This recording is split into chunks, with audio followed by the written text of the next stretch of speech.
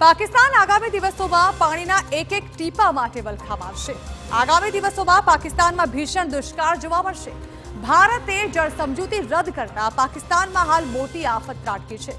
ભારતે સ્પષ્ટ કહ્યું છે કે લોહી અને પાણી એકસાથે વહી શકે તેમ નથી। ત્યારે ભારતે હવે પાકિસ્તાનનું પાણી બંધ થઈ જાય તેવી તૈયારીઓ પણ તેજ બનાવી છે। માત્ર ભારત જ નહીં પરંતુ હવે આ જળ ઓપરેશનમાં અફઘાનિસ્તાન પણ ભારતને આપશે સાથ।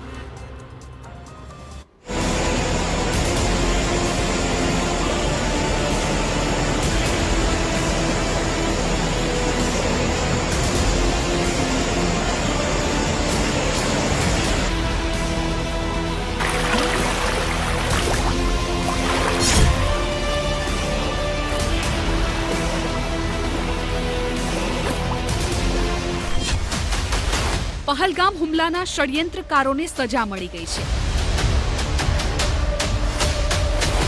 પહેલા આતંકવાદીઓના અડ્ડાઓને ધ્વસ્ત કરવામાં આવ્યા, જે બાદ મુનીરની સેનાની કમર તોડવામાં આવી અને હવે ભારત એક એવી સ્ટ્રાઇકને અંજામ આપવા જઈ રહ્યું છે જે પાકિસ્તાનને હંમેશા માટે દુષ્કાળનો શ્રાપ આપી દેશે। ફાઇનલ જળ પ્રહાર, પાકિસ્તાનમાં હાહાકાર। पहलगाम आतंकी हुमला बाद भारते सौथी पहला सिंधु जल समझूती ने रद्द करी नाखी। पाकिस्तान ने सौथी मोटो झटको आप्यो। आ समझूती रद्द थया बाद हवे पाकिस्तान ने नदीओना जळनी कोई माहिती आपवामां आवी रही नथी। आनो शुं अंजाम आवी शके छे ते पाकिस्तानना सत्ताधीशो सारी रीते जाणे छे। We declared in no ambiguous terms that the holding in abeyance is non-starter, because we said it will tantamount to an act of war.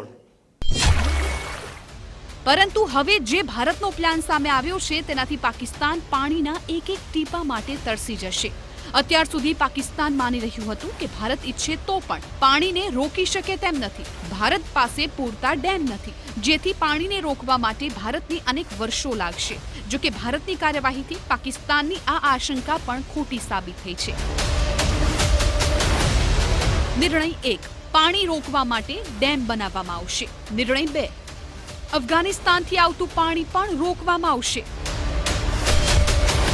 એટલે માત્ર ભારત જ પાકિસ્તાનમાં જતું પાણી રોકશે એવું નથી, પરંતુ અફઘાનિસ્તાનથી જે પાણી પાकिस्ताનમાં આવી રહ્યું છે તેને પણ રોકવામાં આવશે। प्रधानमंत्री के नेतृत्व में ये बैठक हुई थी और उसमें ये कहीं ना कहीं इशारा मिला कि ये सब वो कैनाल्स जो कि इंडस वाटर ट्रीटी के तहत जिन पे निर्माण जो है वो रोक दिया गया है, क्या उनको खोलने की संभावना है। भी पानी पाकिस्तान जाने से, पाकिस्तान बहने से रोक दिया जाता है तो ये एक स्ट्राइक का डबल इफेक्ट होगा।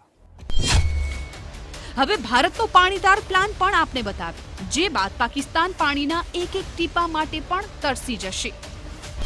રણબીર કેનાલની લંબાઈ વધારવામાં આવશે। રણબીર કેનાલ જમ્મુમાં કૃષિ માટે સૌથી મહત્વપૂર્ણ। કેનાલની લંબાઈ હવે 60 કિલોમીટરથી વધારી 120 કિલોમીટર કરવામાં આવશે। ભારત પ્રતિ સેકન્ડ 150 એમ પાણીને ડાયવર્ટ કરી શકશે। અત્યારે કેનાલની ક્ષમતા માત્ર 40 એમ છે। ભારતના આ નિર્ણયથી પાકિસ્તાનને ભારે નુકસાન થઈ શકે છે। આ કેનાલથી પહેલા તો ભારત ચિનાબનું પાણી રોકવામાં સફળ થશે અને પોતાના ક્ષેત્રોને વધુ પાણી આપવામાં સફળ થશે। બીજી તરફ પાકિસ્તાનમાં દુષ્કાળ જેવી સ્થિતિ ઊભી થઈ જશે। જો કે તૈયારી આટલી જ નથી। ફરી એકવાર શરૂ થશે તુલબુલ પ્રોજેક્ટ। 1987માં બંધ થઈ ગયું હતું તુલબુલ પ્રોજેક્ટ। સિંધુ સમજૂતીને કારણે પ્રોજેક્ટની કામગીરી અટકી હતી। સમજૂતી રદ થઈ જતા હવે ફરી એકવાર પ્રોજેક્ટ શરૂ થશે। હવે જેલમનું પાણી પાકિસ્તાન નહીં જાય। એટલે સ્પષ્ટ છે કે ભારત હવે પાકિસ્તાનમાં એક પણ ટીપું પાણી જવા દેવા માંગતું નથી। પાણી અને લોહી હવે એક સાથે વહેશે નહીં। बैरेज बन पाता है तो कहीं ना कहीं 0.63 जो क्यूबिक सेंटीमीटर से आप कह सकते हैं 3 लाख क्यूबिक मीटर्स का पानी जो है इस डैम में जो है समा सकता है। પાકિસ્તાનને પાણી માટે વલખા મારવા પડે તેવી તૈયારી હાલ અનેક મોરચાઓ પર થઈ રહી છે। અફઘાનિસ્તાન સાથે પણ અનેક ડીલ પર વાતચીત થઈ રહી છે।